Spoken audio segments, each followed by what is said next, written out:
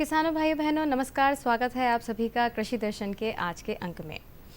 आज हमारे किसान भाई नई टेक्नोलॉजी युक्त खेती पर विश्वास कर रहे हैं और इसी क्रम में आती है मिक्स्ड क्रॉपिंग यानी कि बहुफसलीय पद्धति।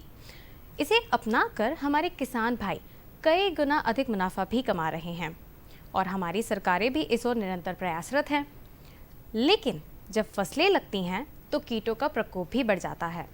क्योंकि अभी रबी फसलों की बात हम कर रहे हैं, रबी फसलों का मौसम है, तो रबी फसलों को कीटों और रोगों से कैसे बचाया जाए, आज हम इसी विषय पर बात करेंगे। साथ ही प्रमुखता से आज हम जानेंगे रबी फसल जैसे कि प्याज, अदरक, लहसुन जैसी प्रमुख फसलों के बारे में। साथ ही कैसे इनका रोग एवं कीट प्रबंधन करना है, इसके बारे में हम जानेंगे। विषय के बारे में विस्तार से बताएंगे हमारे विषय विशेषज्ञ श्री धर्मेंद्र पटेल जी, जो कि कृषि वैज्ञानिक हैं कृषि विज्ञान केंद्र सीहोर में। विस्तार से जानते हैं विषय के बारे में। नमस्कार किसान भाइयों, मैं धर्मेंद्र पटेल, वैज्ञानिक कृषि विज्ञान केंद्र सेवनिया, जिला सीहोर, मध्य प्रदेश।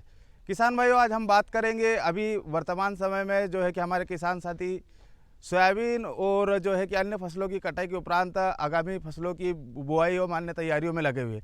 लेकिन किसान साथियों के प्रक्षेत्रों पर, खेतों पर जो है कि खरीफ के समय में कई किसान साथियों ने खरीफ का प्याज, लेट खरीफ का प्याज और जो है कि कई किसानों के यहाँ पर जो है कि अरहर की फसल, ऐसी फसलें जो है कि वर्तमान समय पर खड़ी हुई है। तो जो फसलें हमारे अभी वर्तमान समय पर खड़ी, उनमें कहीं ना कहीं जो है कि रोगों और कीटों का प्रकोप जो है कि किसानों के खेतों पर देखा जा रहा है।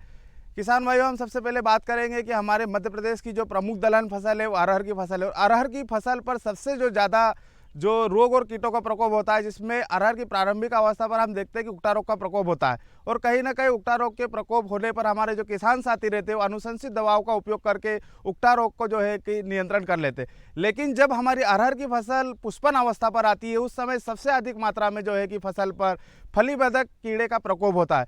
किसान साथियों, मैं आपको बता देना चाहूँगा कि जो अरहर की फसल पर फलीबेधक कीड़ा का जो प्रकोप होता है, वो हमारी जो फसल पुष्पन अवस्था पर रहती है, उस समय फलीबेधक कीट का वयस्क जो मादा रहती है वो पुष्पों पर अंडे दे देती है। और जैसे ही पुष्प से कली और कली से फली बनती है, तो उस समय जो है कि अंडे से लार्वा और प्यूपा अवस्था जो है कि वयस्क कीट पूर्ण कर लेता है। और जो उसकी लार्वा अवस्था रहती है वो हमारे फली के अंदर जो मुलायम दाने रहते हैं उनको खाकर नष्ट कर देती है। जैसे प्यूपल अवस्था से वयस्क अवस्था में कीट पहुँचता है, जो कीट फली के ऊपर छेद करके जो है कि बाहर निकल आता है, तब हमारे किसान साथी समझते हैं कि जो है कि हमारी फसल पर कीटों का प्रकोप हो गया।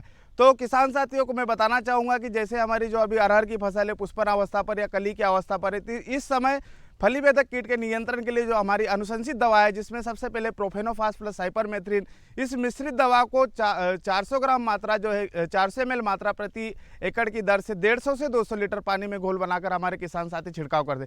बाजार में यदि ये दवा उपलब्ध नहीं होती है तो हमारे किसान साथियों के पास एक और ऑप्शन जो होता है, जिसमें इमामेक्टिन बेंजोएट और साथ में इमिडाक्लोप्रिड जो है कि दोनों दवाएं अलग अलग रहती हैं, इनका कॉम्बिनेशन करके जिसमें इमामेक्टिन की मात्रा जो रहती है 100 ग्राम प्रति एकड़ की दर से और इमिडाक्लोप्रिड की मात्रा 60 से 80 ml मात्रा जो है कि प्रति एकड़ के मान से किसान साथी लेकर इन दवाओं को घोल बनाकर 150 से 200 लीटर पानी में छिड़काव कर सकते हैं। किसान साथियों के पास एक और ऑप्शन है फलीबेधक कीट के लिए अरहर की फसल में इंडलाक्सा कार्प जो दवा मिलती है बाजार में, इस दवा की 80 से 100 ml मात्रा जो है कि हमारे किसान साथी प्रति एकड़ के मान की दर से छिड़काव करके फलीबेधक कीट को आसानी से नियंत्रण कर सकते। किसान साथियों से मैं आग्रह करना चाहूँगा कि यह बहुत ही सीरियस पेस्ट होता है। इस पेस्ट का यदि कंट्रोल, इस कीट का कंट्रोल यदि हमारे किसान साथी नहीं कर पाते हैं तो कहीं ना कहीं जो है कि फसल में आर्थिक क्षति देखने को अत्यधिक मात्रा में देखने को मिलती है। किसान साथियों, हम दूसरी फसल की बात करेंगे, अरहर फसल की बात की। इसके बाद जो है कि हमारे यहाँ पर अधिकतर मध्य प्रदेश में प्रति वर्ष खरीफ के प्याज का रकबा बढ़ रहा है और खरीफ में हमारे कई किसान साथी खरीफ, अगेती खरीफ और पछेती खरीफ दोनों में हमारी जो अनुशंसित किस्में किसान साथी प्याज की खेती कर रहे हैं उनको लेकर, इसमें सबसे ज़्यादा प्याज की खेती में अभी जो समस्या देखने को मिल रही है हमारे किसानों के बीच में, किसानों के खेतों के बीच में, तो सबसे ज़्यादा थ्रिप्स कीट का प्रकोप या हम कह सकते हैं कि रस चूसक कीटों का प्रकोप हमारी प्याज की फसल में सबसे अधिक देखने को मिलता है। किसान साथियों, मैं आपको बता देना चाहूँगा कि जो हमारी थ्रिप्स की जो फसल होती है उसमें थ्रिप्स जो कीड़ा रहता है वो हमारी फसल का जो ऊपरी हिस्सा जो रहता है उसको पंचर कर देता है, या कह सकते हैं कि उससे ऊपरी भागों से जो है कि रस चूसता है, जिससे कि पौधे का जो ऊपरी भाग जो रहता है वो पीला पड़कर सूखने लगता है, या हम बोल सकते हैं उसके जो किनारे रहते हैं वो पीले पड़कर सूखने लगते हैं। तो इस प्रकार से हमारे जो है कि फसल में थ्रिप्स कीट का अटैक होता है। किसान साथियों को मैं बता देना चाहूँगा कि थ्रिप्स कीट के नियंत्रण के लिए सबसे बेहतर अनुशंसित जो दवा है, जिसमें इमिडाक्लोप्रिड 17.8 SL, इसकी जो है कि 100 ml मात्रा प्रति एकड़ की दर से किसान भाई 150 लीटर पानी में घोल बनाकर छिड़काव कर सकते हैं। द्वितीय नंबर पर जो थ्रिप्स के नियंत्रण के लिए जो दवा है हमारे पास एसिडामेप्रिड 30% SP में आती है। किसान साथी इसकी 60 से 80 ग्राम जो मात्रा है लेकर प्रति एकड़ 150 से 200 लीटर पानी में घोल बनाकर छिड़काव कर सकते हैं। जहां पर थ्रिप्स कीट का प्रकोप अत्यधिक मात्रा में देखने को मिल रहा है, या जो किसान साथियों के ऊपर रस चूसक कीटों का जो है कि नियंत्रण नहीं हो पा रहा है, वहां पर एक और बेहतर हमारे पास जो विकल्प आता है थ्रिप्स के नियंत्रण के लिए, वो इमिडाक्लोप्रिड 40% और फिप्रोनिल 40%, दोनों मिश्रित दवाएं जो है कि पूर्व से ही मिश्रित रहती है। इस मिश्रित दवा की 80 ग्राम मात्रा जो है कि हमारे किसान साथी को प्रति एकड़ की दर से 150 से 200 लीटर पानी में घोल बनाकर छिड़काव करने की आवश्यकता है।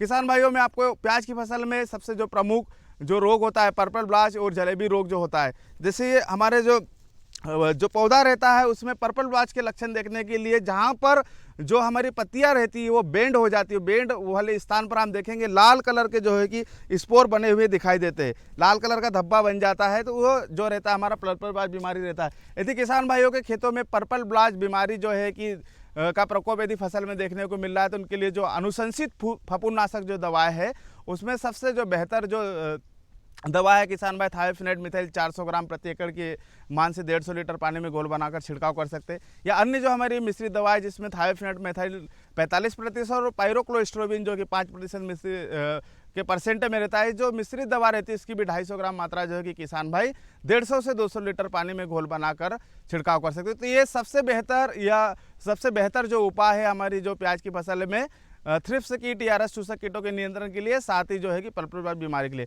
किसान भाइयों, मैं आपको बता देना चाहूँगा कि अभी जो है कि कई किसान जो हमारे ऐसे रहते हैं जो कैश क्रॉप के रूप में नकदी फसल के रूप में हमारी अदरक की फसल भी लगाता है। अदरक की फसल में अधिकतर जो देखने को मिलता है कि राइजोम रोड बीमारी देखने को मिलती है, जिससे क्या होता है कि जो अदरक की जो फसल रहती है उसके किनारों से या कहीं बीच बीच में स्पॉट में बीमारी के लक्षण आसानी से देख सकते हैं कि जो पौधा रहता है वो पूर्ण रूप से झुलसने लगता है। जब पौधा आप किसान भैया देख सकते हैं इस प्रकार जो रहता है हमारा अदरक का जो पौधा रहता है झुलसने लगता है, और इसके जो राइजोम रॉट जो बीमारी रहती है, राइजोम के नीचे जो जड़ें रहती है वो सड़ने और गलने लगती है। तो इस प्रकार के यदि लक्षण अपनी फसल में दिखाई देते हैं बीमारी के, तो इसके लिए भी जो अनुशंसित दवा है जिसमें मेटीरम प्लस पायरोस्ट्रोक्लोबिन जो दवा रहती है इसकी 400 ग्राम मात्रा किसान भाई 150 से 200 लीटर पानी में घोल बनाकर जो है कि ड्रिंचिंग कर सकते हैं, क्योंकि छिड़काव की क्यों ये जड़ वाली बीमारी है, तो इसमें किसान भाइयों को जो है कि ड्रिंचिंग हमको करने की आवश्यकता है। कट नजोल से जो है किसान भाई आसानी से जो है कि ड्रिंचिंग कर सकते हैं। तो किसान भाइयों, आज की समसामयिक में मेरे द्वारा जो है कि अमरूद की फसल, अदरक की फसल, प्याज की फसल, अरहर की फसल में जो कि रोग और कीटों के नियंत्रण के बारे में आपको जानकारी दी गई। आप सभी किसान भाइयों को मैं आज की इस कार्यक्रम के माध्यम से जो है कि धन्यवाद करता हूँ। आपने अभी बहुत ही महत्वपूर्ण जानकारियों के बारे में जाना है, और यहाँ पर समय हो चला है छोटे से ब्रेक का। ब्रेक के बाद हम जानेंगे एक बहुत ही गुणकारी फल के बारे में। तब तक के लिए आप बने रहिए हमारे साथ।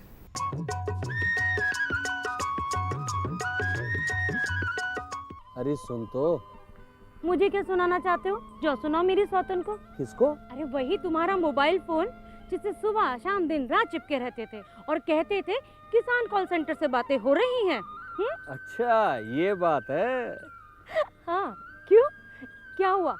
अब बात नहीं होती क्या? अब तो झट से बात हो जाती है। संबंधी समस्याओं का अपनी भाषा में तुरंत हल पाने के लिए पूरे भारत में किसी भी फोन से हेल्पलाइन नंबर पर संपर्क करें। किसानों का दोस्त किसान कॉल सेंटर।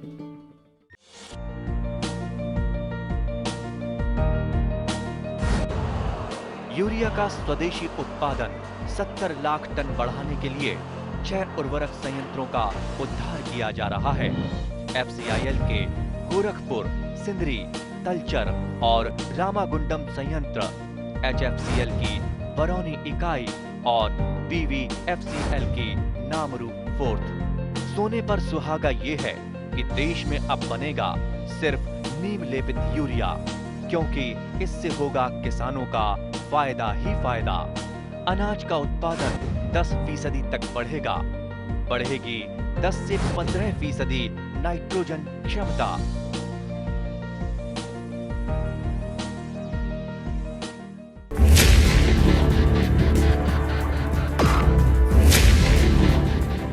भोजन, जल और शुद्ध वातावरण हमारे जीवन का मुख्य आधार है और कृषि इसका मूल स्तंभ। पिछले 60 वर्षों में विज्ञान आधारित कृषि का व्यापक प्रसार हुआ है। साथ ही कृत्रिम संसाधनों के बढ़ते प्रयोग से कृषि की सतत क्षमता पर चिंताएं बढ़ी हैं। प्रधानमंत्री श्री नरेंद्र मोदी जी के दूरदर्शी नेतृत्व के अंतर्गत रसायन मुक्त जैविक खेती एक महत्वपूर्ण प्रयास है। रसायन मुक्त जैविक खेती को बढ़ावा देने के लिए 5 वर्ष पूर्व सरकार ने परंपरागत कृषि विकास योजना तथा उत्तर पूर्व भारत में जैविक मूल्य श्रृंखला योजनाएं आरंभ की। ऑर्गेनिक फार्मिंग को देश भर में बढ़ावा देने के लिए सरकार अनेक प्रयास कर रही है। इसके लिए परंपरागत कृषि विकास योजना के तहत काम किया जा रहा है। न सिर्फ ऑर्गेनिक फार्मिंग को बल दिया जा रहा है, बल्कि उसके लिए वैल्यू एडिशन और मार्केट की व्यवस्था भी की जा रही है। भारत सरकार एवं किसानों के सम्मिलित प्रयासों से आज देश के लगभग 36 लाख किसान 38 लाख हेक्टेयर क्षेत्र में जैविक खेती कर रहे हैं। इसके अतिरिक्त हमारे देश के अनेक ऐसे क्षेत्र हैं जहां आज भी पारंपरिक जैविक खेती हो रही है। इन पारंपरिक जैविक क्षेत्रों को जैविक प्रमाणीकरण सुलभ कराने हेतु पीजीएस के अंतर्गत लार्ज एरिया सर्टिफिकेट का प्रावधान किया गया है। इस प्रक्रिया की विशिष्टता ये है कि इसमें प्रमाणीकरण मात्र 2 से 3 महीनों में हो जाता है, जबकि सामान्य परिस्थितियों में इसमें 2 से 3 वर्ष का समय लगता है। अंडमान निकोबार केंद्र शासित प्रदेश के कार निकोबार एवं नैन काउरी द्वीप समूह देश के सर्वप्रथम ऐसे प्रमाणीकृत जैविक क्षेत्र हैं। अभी हाल ही में संपूर्ण लक्षद्वीप को जैविक खेती के रूप में प्रमाणित किया गया है। वर्ष 2016 में सिक्किम राज्य पूर्ण जैविक कृषि राज्य के रूप में प्रमाणित हो चुका है। सुदूर उत्तर में हिमालय श्रृंखला के बीच स्थित लद्दाख ने भी पूर्ण जैविक के लक्ष्य की ओर बढ़ना शुरू कर दिया है। जैविक उत्पादों को बाजार सुलभ कराने तथा किसानों की उपभोक्ताओं तक पहुंच बनाने के लिए एक समर्पित जैविक खेती पोर्टल भी बनाया गया है। जैविक खेती पोर्टल के जानकारी मंच और विपणन मंच के माध्यम से किसानों को उच्च गुणवत्ता उत्पादन तथा बाजार उपलब्ध कराया जा रहा है। आशा है देश के सभी राज्य अपने जैविक क्षेत्रों का विस्तार करेंगे और देश में जैविक कृषि क्रांति को मजबूत करने में योगदान देंगे। जैविक उत्पादों की देश और विदेशों में बढ़ती मांग तथा जैविक उत्पादों का बढ़ता बाजार, किसानों की उपभोक्ताओं तक पहुंच तथा जैविक एफपीओ द्वारा जैविक कृषि व्यापार में भागीदारी हमारे किसानों को अपनी आय बढ़ाने का अवसर दे रहा है। पिछले 5 वर्षों में जैविक कृषि उत्पादों का निर्यात दोगुने से अधिक बढ़कर 7,000 करोड़ रुपए से अधिक का हो गया है और इसमें प्रतिवर्ष 20% से अधिक की वृद्धि हो रही है। उम्मीद है पारंपरिक क्षेत्र के किसान भी इस बढ़ते बाजार से लाभान्वित होंगे और जैविक कृषि आंदोलन को आगे बढ़ाएंगे। किसानों की मुस्कान समृद्ध हिंदुस्तान की है पहचान।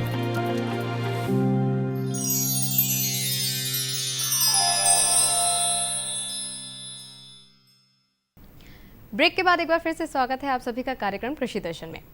ब्रेक से पहले हम बात कर रहे थे रबी फसलों के बारे में, लेकिन अब हम बात करेंगे एक ऐसे महत्वपूर्ण फल के बारे में जो कि भारतीय मूल का है। भारत में इसको अलग अलग क्षेत्रों में अलग अलग नामों से जाना जाता है। यहाँ तक कि वेदों और पुराणों में भी इसका वर्णन पाया जाता है। और महर्षि चरक ने तो इस फल को जीवनदात्री यानी कि अमृत फल के समान लाभकारी माना है और बागवानी फसलों में इसकी बहुत ही महत्वपूर्ण भूमिका है। विटामिन सी का ये मुख्य स्रोत है। अब इतने सारे संकेतों से आप समझ ही गए होंगे कि आज हम बात करने वाले हैं आंवले के बारे में। जी हाँ, विस्तार से जानेंगे आंवले की खेती के बारे में और विषय के बारे में बताएंगे हमारे विषय विशेषज्ञ डॉक्टर S.A. अली, वरिष्ठ कृषि वैज्ञानिक, कृषि महाविद्यालय सीहोर से।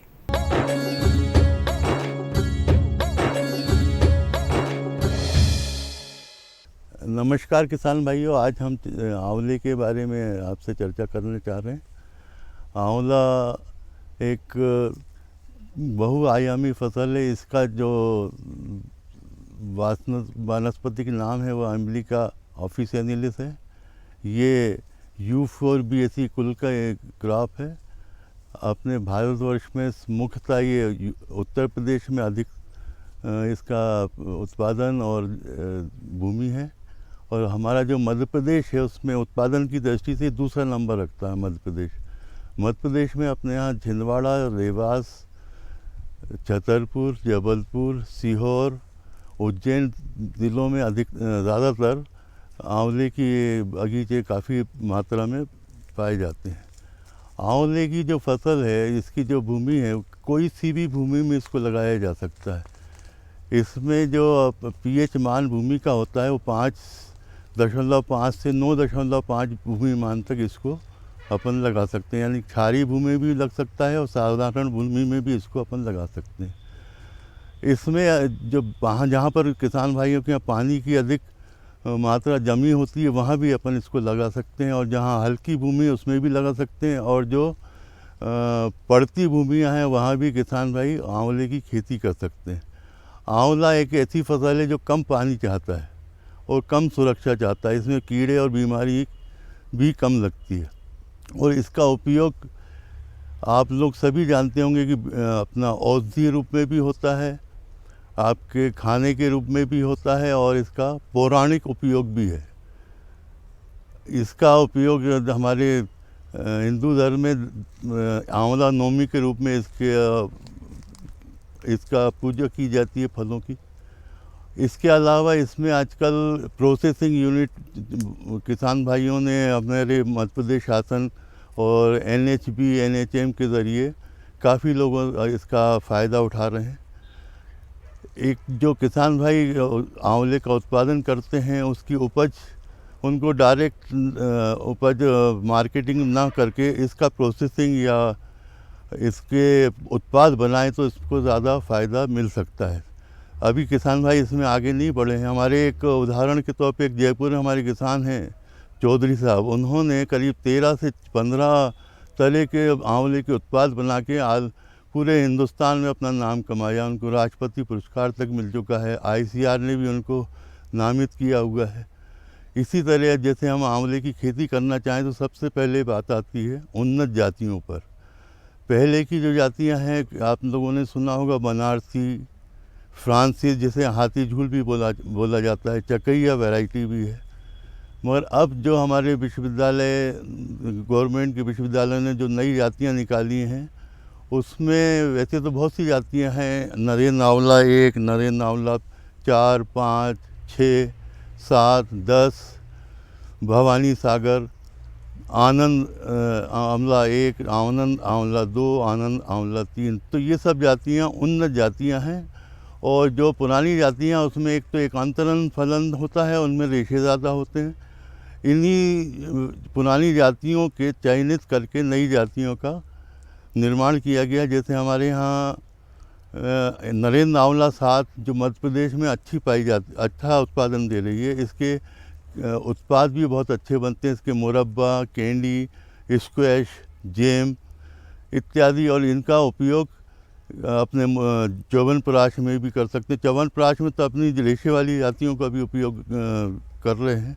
अब इनको लगाने का जो समय है, इनको कैसे लगाएं और कब लगाएं, इसके बारे में आपसे चर्चा करेंगे। तो ये जो उन्नत जातियां हों या अपने को जो किसान को लगाना है उसको पहले तो इसकी लगाने की तैयारी करते हैं। इसको 8 से 10 मीटर की दूरी पे लगाते हैं, और 1 हेक्टेयर में कम से कम 10 मीटर पे लगाएंगे तो 100 पौधे लगते हैं, और 8 मीटर पर अगर लगाना चाहें तो 156 पौधे लगेंगे। और ये जो इनको लगाने के लिए सबसे अच्छा समय है गड्ढे खोदने का। गर्मियों में अप्रैल मई में गड्ढे खोदते हैं 1 meter by 1 meter by 1 meter के, और उनको बारिश का जब शुरुआत होती है उस समय इसको गड्ढों को गोबर का खाद या वर्मी कंपोस्ट के साथ इनको भर दें, और फिर किसी सरकारी नर्सरी से उन्नत जाति के पौधे, जैसे हमने आपको बताया नरेंद्र आंवला 7, नरेंद्र आंवला 4, नरेंद्र आंवला 5, इनको अपन कृष्णा भी नरेंद्र आंवला 4 को कृष्णा के कंचन के नाम से जानते हैं, और नरेंद्र आंवला 5 कृष्णा के नाम से जाना जाता है। इनकी जो फ्रूट साइज़ है वो करीब 39 से 41 ग्राम प्रति फल होती है। 1 किलो में कम से कम 21-22 फल ये चढ़ जाते हैं। अगर आप अपने ज़िले के कृषि विज्ञान केंद्र से संपर्क करेंगे तो वो आपकी बात उनसे करा देंगे, ऐसी मेरी धारणा है। और ऐसा अगर आप करते हैं तो आपको आंवले की उपज का अच्छे से उसका उत्पादन का फ़ायदा होगा और आप अधिक लाभ कमा पाएंगे। अच्छा, धन्यवाद। तो अभी हमने जाना कि आंवला जितना गुणकारी होता है उसको लगाना भी उतना ही आसान होता है अगर थोड़ा सा ध्यान रखा जाए। आज के अंक में आपने बहुत ही महत्वपूर्ण जानकारियों के बारे में जाना है, लेकिन यहाँ पे समय हो चला है कृषि जगत की खबरों के बारे में जानने का। तो आइए जानते हैं खबरें खेती की। नमस्कार किसान भाइयों, खबरें खेती में आपका स्वागत है। आइए एक नज़र डालते हैं कृषि की खास खबरों पर। पर्याप्त मात्रा में उर्वरक उपलब्ध, विद्युत ट्रांसफर की आवश्यकता, चने की उन्नत खेती, यूरिया का सही उपयोग करें, आलू में जिंक की उपयोगिता। और अब खबरें विस्तार से। केंद्रीय रसायन और उर्वरक मंत्री डॉक्टर मनसुख मांडविया ने देश में उर्वरकों की कमी से जुड़ी अफवाहों का खंडन किया है। केंद्रीय मंत्री ने कहा कि उन्होंने नवंबर महीने के लिए उर्वरकों के उत्पादन लक्ष्यों की अधिकारियों के साथ समीक्षा की है। उन्होंने कहा कि नवंबर महीने में राज्यों और केंद्र शासित प्रदेशों द्वारा की गई मांग से अधिक उत्पादन होगा। यूरिया की मांग जहां 41 लाख मीट्रिक टन है, वहीं इसका उत्पादन 76 लाख मीट्रिक टन किया जाएगा। इसी तरह डीएपी की 17 लाख मीट्रिक टन की अनुमानित मांग के मुकाबले 18 लाख मीट्रिक टन डीएपी का उत्पादन किया जाएगा। एनपीके की आपूर्ति 30 लाख मीट्रिक टन के आसपास रहेगी, जो 15 लाख मीट्रिक टन की मांग से कहीं ज़्यादा है। प्रदेश की तीनों विद्युत वितरण कंपनियों द्वारा रबी सीजन में विद्युत प्रदाय हेतु वितरण ट्रांसफार्मर की पर्याप्त उपलब्धता सुनिश्चित करने की कार्य योजना पर अमल प्रारंभ कर दिया गया है। ऊर्जा मंत्री प्रद्युम्न सिंह तोमर ने बताया कि तीनों वितरण कंपनियों में स्थापित NABL प्रमाणित परीक्षण प्रयोगशाला के माध्यम से नवीन एवं रिपेयर्ड वितरण ट्रांसफार्मर के 100% परीक्षण से गुणवत्ता सुनिश्चित होगी। साथ ही फेल्योर दर में कमी आएगी। वर्तमान में तीनों वितरण कंपनियों के पास कुल 33,151 नवीन और रिपेयर्ड ट्रांसफार्मर उपलब्ध हैं। इस वित्तीय वर्ष में सितंबर 2021 तक कुल 36,400 खराब वितरण ट्रांसफार्मरों को बदला गया है। मध्यम तथा भारी किस्म की भूमि चने के लिए अधिक उपयुक्त होती है। खेत को तैयार करते समय यह ध्यान रखना चाहिए कि मध्यम आकार के ढेले अवश्य बुआई के समय रहें। भूमि की तैयारी के लिए बखर द्वारा 2 बार जुताई करनी चाहिए। पर्याप्त नमी में ही चने की बुआई करें। चने से अधिकतम उत्पादन लेने हेतु चने की उन्नतिशील किस्मों का प्रयोग करें। देसी चने की किस्मों में JG 315, JG 130, JG 218, JG 74, JG 16, JG 63, JG 412, काबुली चना काक 2, JG के, गुलाबी चना जवाहर चना 5, जवाहर गुलाबी चना 1, BG 1053 बोना चाहिए। समय पर बुआई 1 से 15 नवंबर व पछेती बुआई 25 नवंबर से 7 दिसंबर तक आवश्यक रूप से करना चाहिए। मोटे दानों वाला चना 80 से 100 किलोग्राम, सामान्य दानों वाला चना 70 से 80 किलोग्राम प्रति हेक्टेयर बोना चाहिए। बीमारियों से बचाव के लिए थायरम या बाविस्टिन 2.5 ग्राम प्रति किलोग्राम बीज के हिसाब से उपचारित करें। राइजोबियम टीका से 200 ग्राम टीका प्रति 35 से 40 किलोग्राम बीज को उपचारित कर बोना फायदेमंद रहता है। किसान कल्याण एवं कृषि विकास विभाग द्वारा किसान भाइयों को सलाह दी गई है कि प्राथमिक सहकारी साख समितियों एवं निजी विक्रेताओं के यहाँ बड़े दाने एवं छोटे दाने वाला यूरिया उपलब्ध है।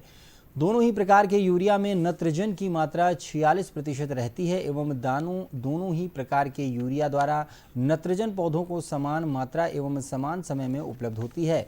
इसीलिए बड़े दानों वाला ही यूरिया उपयोग करना चाहिए। आलू की फसल में जिंक की कमी होने से नई पत्तियों पर पीले रंग फर्न जैसे दिखाई देते हैं।